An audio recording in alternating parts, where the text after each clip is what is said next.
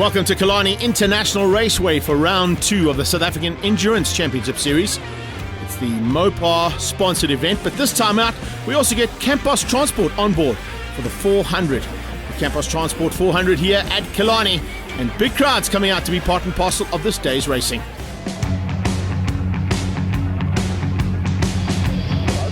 Nice to see the crowds coming out to be part and parcel of it as well, and getting a chance to get up close and personal with all of the competitors as the grid walk happened up on the back straight on the KFM straight. All the drivers got to meet some of their fans and got to get up close and personal with them as well. Autographs were flying, but it was all important to get everything sorted out to get up and ready to go for this incredible race. 400 kilometers, which is going to be about 125 to 130 laps around the circuit, and 2 or 3 drivers per team. And we'll catch up with Roy Campos. He's got 3 drivers in his team. It's a great event. For us, it's a family. It's a family get together. I share the drive with my sons, Jason and Keegan.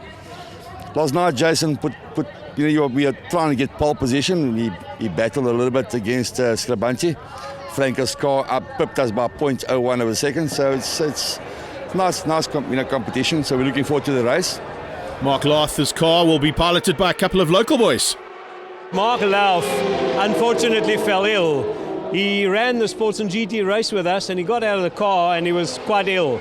So he came to me and he said, would I mind to replace him in the team, and he would find another driver for Piet to drive in the BMW. So it's a change of scenery, Caroline. It's going to be an interesting race now. Interesting car that's coming along for the first time for the Dreiser team. That is a Lamborghini Huracan. Greg Potton and Schecht will be in that. But let's catch up with our youngsters in the Golf. It's our first time driving this Golf and first time doing an endurance race. It is our first time in Cape Town. Everything's new, but so far it's very much fun. It's exciting, and we hope to finish the race. It's a tricky track, especially around corner 3 and 2 to get the turns in that, but hopefully we'll get everything correct today. Their teammates Brummer and Williams. Yeah, we're expecting to finish the race. That's our main goal. A 3-hour in Cape Town is a long way to go. Mechanical failures is a daunting thing for us. But the team Made Racing did a lot of work on the off-season and in between Bakisa race.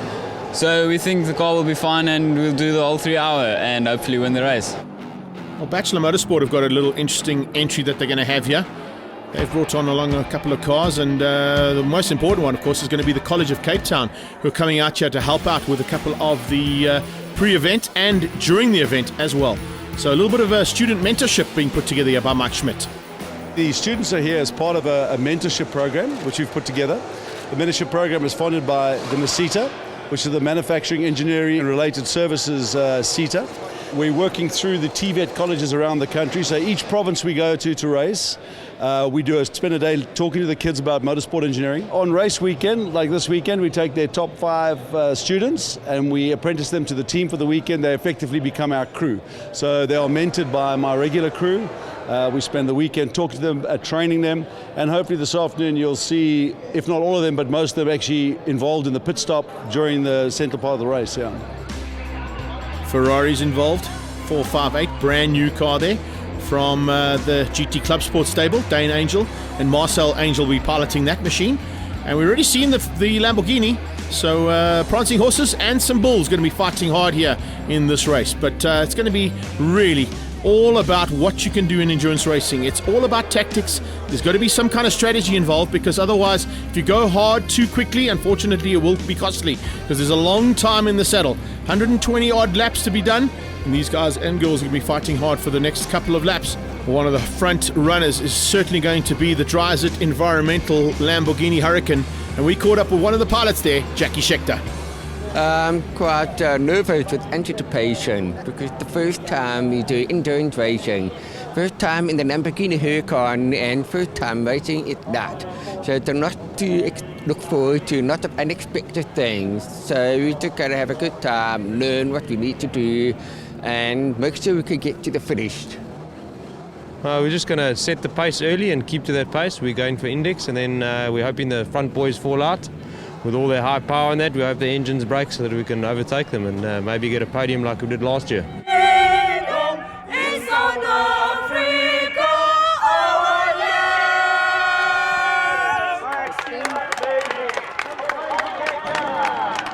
Ladies and gentlemen, start your engines, and here we go. Heads up on what a backdrop to go racing at. Table Mountain in the background, and they all drop the hammer and head down into KFM turn for the very first time. It'll be a little bit of settling in here. You can see different makes and marks of cars, a couple of endurance car specialists out there, and some endurance car specialist category contenders as well, because all of these cars, remember, have not only participated in the South African Endurance Racing Championship, but they fight out in different championships around the country as well. So once they get everything sorted out, you're going to see little groups of cars starting to get to grips with each other. Angel having a little bit of a tough start there, as you can see, having to come through on some of the Lotuses, some of the Alphas. At the front end, it seems to be a little bit of a gap being opened up right from the word go. And Franco Scrivanti, I think, will definitely have his work cut out for him here today, as he goes fighting with Silvio and the Campos brothers. Kind of in-house fight there amongst a lot of families involved in this racing as well. As I said, the Campos boys fighting hard with the Scrivanti boys. Fritz Kleinans and James Forbes will be pushing hard right from the word go, trying to get in the mix. And you can see Angel starting to tick them off one by one in that magnificent 458. The GT Club Sport boys have done a great job on that car, and unfortunately they didn't quite get the right size tyres, so he should be running 19s, he's running 17s, so you'll see if you get a close-up of those wheels that the wheels themselves are bulging ever so slightly wider than the tyres, but they didn't have enough time to change the tyres. They're going to have to fight hard right to the end and see if they can keep it all together now in that 458. Through the field, starting to sort things out there. You can see the BMWs, Lotus replicas fighting hard as well. 135 in the house there, and so far so good for that car. Let's see if we can keep it all together and see if the Sasselberg auto body of Steve Truter and Wayne Lotter can be in the front end by the time the checkered flag drops. Fantastic racing also out there. Remember, Michael Jensen and Andre Besaidnote, they're going to be piloting the front of the field, that Formula Renault, with the wheel arches over it for now. A slightly different option that you can play around with, but as you can see, definitely not a car to take out of the front end of this field, and certainly one that can give everybody a run for their money. Battles already starting to field. You can see it's a little bit of a weird setup there right now. You can see at this stage the Harp Motorsport machine getting away and looking to get away. That's the Juno of Colin Plitt and Nick Adcock. Just behind them comes the Shelby, and right on their tail is that Ligier. The Ligier of Fritz Kleinans and James Forbes today. And it looks like there's going to be a little bit of a battle between the sports cars at the front end initially. Keep an eye and see what's happening with that Chevron B26 of the Scribantis. That should be the car to beat. There comes the Formula Renault. Not a bad run so far there for that Formula Renault. And as I mentioned earlier on, Jensen and Besaidnote piloting that machine. Now under braking, the Shelby slowly but surely being caught here by that Ligier, and Kleinans, he's looking for an opportunity early on to get away. What happens with endurance racing, of course, is that initially there's a bit of frantic activity. Once they get themselves all sorted out, they get into little packs like we're seeing right here. Porsches, around the outside is one of the Nashes. You've got the little Golf there, the Mad Racing Golf. I think that's the Brummers that are in there with the 135. And 135, Truter and Lotter sharing that BMW. Nice little start to this one. They've kind of sorted themselves out coming out of KFM. There's the first of the Alphas. And John McLaughlin and Darren Winterboer will be sharing that one. Then you got the Porsche. That Porsche doing a super job. The 910 Classic Motorsport, Mark Altona and Steve Pickering piloting that machine. And look at that already. Some traffic for the two leading cars. There you can see very closely matched though. How tight is this? The B26 of Scribanti. That's Silvio Scribanti at the wheel right now. And just trying to pick up on which helmet was in the car there for the V8 powered Shelby Can-Am of the Campos transport machine. I think it might have been Keegan who started things out there. I'm just waiting to get confirmation as we get a close-up shot of that Shelby as it heads down the back straight towards Cape Town corner. In the background, there goes the Dryzit Environment Lamborghini Huracan. And I think, yes, it is Keegan Campos that started things out there. Jason and Roy in pit lane, they'll be sharing the duties throughout the 400 Ks here. And it's going to be a tough ask here between these guys as they come in amongst some more back markers. They're into the mid-pack so far. So looking at the lap times, you're seeing 1 minute 11s and 1 minute 12s. In qualifying, they got down into the 109s. So really, absolutely massive differential between the front two cars and everybody else out there. The closest one to them is that Ligier so far of Kleinans. He's doing the 116s.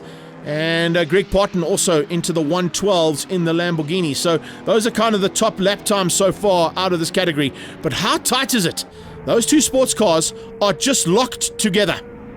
Silvio Scribanti coming onto the braking markers down into Cape Town corner, sneaks up the inside of the Red Bull Audi there. That's car number 8 being piloted by Andre and Alex Johnson, the two Red Bull Audi drivers that participate normally here in the local saloon category and now fighting hard in an endurance championship series. This is round 2 of this championship as they head up into NGN corner past the works that are being put together there. Remember, Killarney International Raceway not only hosting this event, but will be hosting the final round of the World Rallycross Championship, and you can see all that work that's been put together there on the infield. And now, as you can see, the V8 all over the back of Scribanti. Scribanti trying to open up a bit of a margin, but I think it's just basically a lack of seat time that Silvio is fighting with there. Remember, the Campos boys have been in this car, and only a couple of weekends before this, we saw Jason Campos set an outright lap record at Killarney at the Motorsport Festival. So we know how good that V8 Shelby is. The crowd's enjoying this, and we're going into the night time. Remember, it is going to be into the night, and already some preparations and some modifications having to be done here. A couple of guys having some issues on their cars, and Harp Motorsport is one of them. So it looks like there's an issue there on the Juno. The Tri-Sierra Investments Juno of Adcock and Plitt have pulled in. The Ligier now in as well. So it looks like some frantic activity being done here by a couple of the drivers and by the teams to get their cars back into the hunt here. Fritz Kleinhans's Ligier in the pit lane, having to have some work done to it. Lights are on. They're just double checking everything, making sure you don't want to make a mistake in pit lane. It can be an extremely costly one. All of a sudden now, Dane Angel and Marcel Angel starting to make their way to the front end of the field and could possibly be leading out completely overall here by the looks of things. They've definitely started to open up a margin, and by the way things have gone so far, they've found a way to the front end. Looking back, there's the Juno back into the front end battle. Behind them comes the Motul Ferrari of Charles and Harry Arangis. And it looks like they're just trying to get around into pit lane now. Also with some work to do is one of the Lotus. And currently leading Class X there is Henny Trollope and Clinton Thorne. Doing a little bit of work there. Remember, they've got to plug that battery in the side to restart it. The Ligier makes its way back onto the circuit. And the bonnet going onto that one means that Clinton Thorne will be able to get back. See frantic activities amongst the teams there. Jason Campos definitely in comms with whoever's in the car at the moment, and looking to try and get that car back to the front end of the field. Remember, Dane Angel, Marcel Angel now at the front end of the Scribantis. You've got Keegan Campos in the car, or possibly Roy Campos, because I saw Jason definitely on the comms there from the sideline. The Mad Racing boys still in the hunt, and it looks like issues there for the 23 car. Team Lessons, Eric Solomon and Dave Sinclair having to pull in there in the Alf. So here comes the Dryset Environment Hurricane. Jackie Schechter going to be climbing out, and Greg Parton probably going to be taking over from him. The Juno back in. Oh, it's been a tough outing here for that car, and I'm not quite sure if it's going to get back on track. That was a nice sticker to see there, all driving in memory of Peter Goff, who unfortunately lost his life only a couple of days ago. And we wish him and his family all the very best and send our deepest sympathies to them. Couple of cars in pit lane just waiting for everything to be checked. Back on track goes the Tri-Sierra Investments Juno. And it looks like there's some issues there on the BMW. There goes the Campos car, looking to go back into the front end. But it looks like things have gone well here so far for the 458 Ferrari.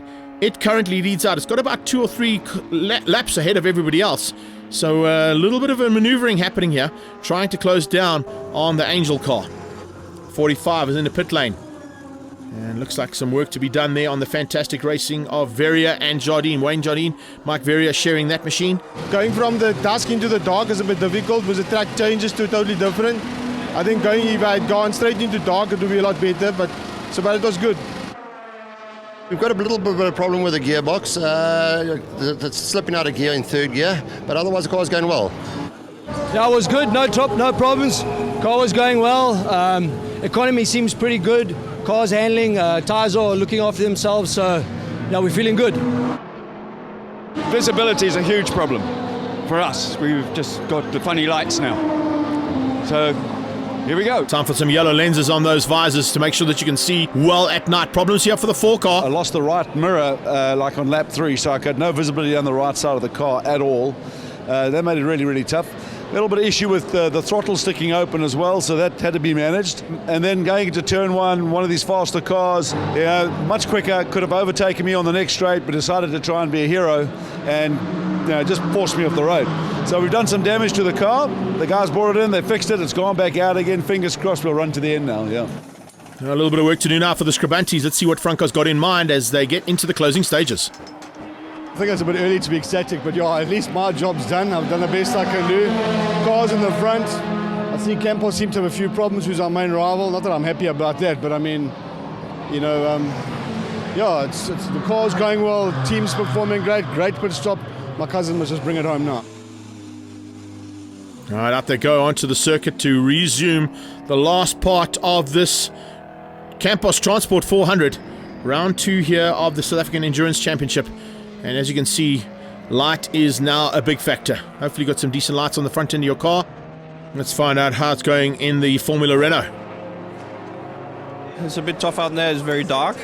But the car's running all right. But unfortunately we had a problem with the front right fender.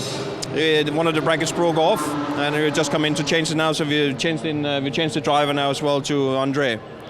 So yeah, he's going to go out and make up a few laps now. Top runner in Class R right now, Team Lessons. It's very nice, the track's nice, the car's nice. Unfortunately, we broke an accelerator cable, which lost us about 10 or 12 minutes, but otherwise everything's going well. So the Panos in here as well with some issues to be sorted out. Looks like we're going to have the Lamborghini coming in too to get a final driver change. And let's find out from car 4 how things are gone. The bumper, the whole front piece of the car broke. And we had to fix it now, because otherwise if it wasn't fixed we couldn't go out again. It's quite exciting and hectic. And is it preparing you? Do you think you're getting a lot of experience here for what you're going to do? Very much of experience, yes. Quick refuel here for the second of the Shelbys. It's actually very nice starting in the daytime and then going into the night, because you can get a feel for it, you can get the heat in the tyres, you can keep your lap times going. So even now when I came in I was still doing 18s, which is for our car it's pretty good. So it was very exciting, very nice. The weather's great, the visibility is actually excellent, the car's great. I think we're P4 or P5 at the moment. So if we hang around there somewhere, that's fantastic. I'm very happy. Well, good to see them get the 4 car back on track, so well done to the College of Cape Town. Looks like the Shelby's about to make its way back out on track as well. And cars coming in now. And it looks like there might be a small issue here on the Lamborghini. Let's find out from Greg Potton what's gone wrong. The splitter's been working itself loose, and the harder you push the car, the more noise it makes, and it's been worrying Jackie, so he's come in I think 3 or 4 times just for the splitter. But we found there were about 3 or 4 screws that had just loosened off and fallen out, so we put 3 new screws in, and we hope that'll get him to the end. It's going well for some teams, a couple of teams that have got some issues out on track, and it looks like the Scribantes are being pulled into pit lane. Let's find out from Franco what's actually gone wrong on the car. It would appear he pulled over with oil pressure problems. The software of the car's got all sort of safety thresholds built in, high temperature, low temperature, and oil pressure is one of them. And apparently the car cut out for low oil pressure. But when he cranked it now, it all sounded healthy, so let's hope he carries on. It's just unfortunate. Well, as you can see, as he goes out there's only a couple of laps to go. You just got to get to the end. Right now, it's Scribante at the front end. The Camposes are sitting in second place, and then we've got Fritz Kleinans and James Forbes, and as the flag comes out, that is exactly how they're going to finish up. The Lamborghini Hurricane comes through for 4th place. It's the Panos there in 5th, and the flag now waving frantically to tell all the drivers that this Campos Transport 400 is now done and dusted. What a great event. Silvio is happy, so is Franco, and I'm sure they're going to be very happy with the team's effort to get that car back out on circuit after some little oil pressure problems. Celebrations in pit lane as well from both of the teams on the podium. They're going to be happy about that, and I'm sure they're looking forward to more of the same at the next round of the Africa Endurance Series Championship. We were lucky. We must, feel sorry for Marcel and his crew, but this is endurance racing, and you take it anywhere you can get it. Sometimes you're unlucky, and sometimes you get lucky. Our radio wasn't working in our helmet the whole race, so we never knew where we quite were, and we had a mechanical problem on the car. We got towed back, got back to the pits, managed to fix it, went out again, thought, well, maybe we can secure second place. lost the brakes at the end, spun. So it was just drama after drama, and what a great surprise to come through with a win like this. Absolute surprise, a great win for Team Scribonti. Our fourth gear went in 30 minutes in while Keegan was in the car. A little bit of hard luck. The emotions got the better of him, but we tried to keep it going. My dad reported a good car, so we decided not to change the tyres. Almost cost us at the end there, but we brought it home. We knew what we needed to do, so we chuffed. No, we're just glad to finish the race for once. The endurance series has been a hard one to enter for us. I'm just glad that overall we did well. It's a little bit tedious with gearboxes, but again, glad to see the checkered flag. Right. Yeah, it's been a 3-year project. We nearly are. If we don't finish this one, we're going to back it up, but now we're going to try even harder. I was going to say, now you've got a podium, you just need to get to the first step. Yeah, and obviously unlucky for Marcel. And we've got the podium a little bit through other people's misfortune right at the end. It's sad for the guys who didn't quite finish and get across the line. So I guess we were gifted a little bit, but in the end, this is endurance racing. We plugged away, we kept at it almost from the back, and to get on the podium at the end is testament to the team, testament to the owner of the car, and it's been a great day, great event. Thanks to Campos Transport for sponsoring the day, thanks for Mopar, thanks for everybody who organised today, and Action Race Boys, we are delighted. This is our first day out as a team. Fantastic day, thank you. I took the last stint, the dark side. The first 10 minutes was a nightmare. Tried to find the brake markers, tried to find the corners. Corner 2, you couldn't even see where you're going. At one stage, I think I was mowing the lawn a little bit, or farming as they call it. But we stuck to it and we got better and faster. And we're just happy to be here, really. Super. We lost communications probably with half an hour to go. Just after we came and did a quick splash and dash to get to the end. Unfortunately, I've got limited mileage in the car, so I wasn't sure on when the fuel light comes on, how long you have to go. So I just started nursing the car, trying to save as much fuel as possible. So even though we completed 3 laps more than everyone else, unfortunately we're not classified. So yeah, a bit disappointed. It's the first time Dane's been in the car. I think he drove exceptionally well. We started, we were supposed to start 6th on the grid. We started stone last because we couldn't get into the pit lane in time. So we came from the back and with 3 minutes to go, we had a 4-5 lap lead. And unfortunately we lost communication. So, we couldn't, and Dane couldn't tell us that he needs to come in for fuel. We couldn't tell him that he wasn't allowed in for fuel within 5 minutes. He could have basically stayed out, stopped at the start-finish line, waited for the time to come up and pushed the car across the line, and he would have still won the Enduro. The next round of the Africa Endurance Championship takes place at the East London Grand Prix circuit on the 24th of June.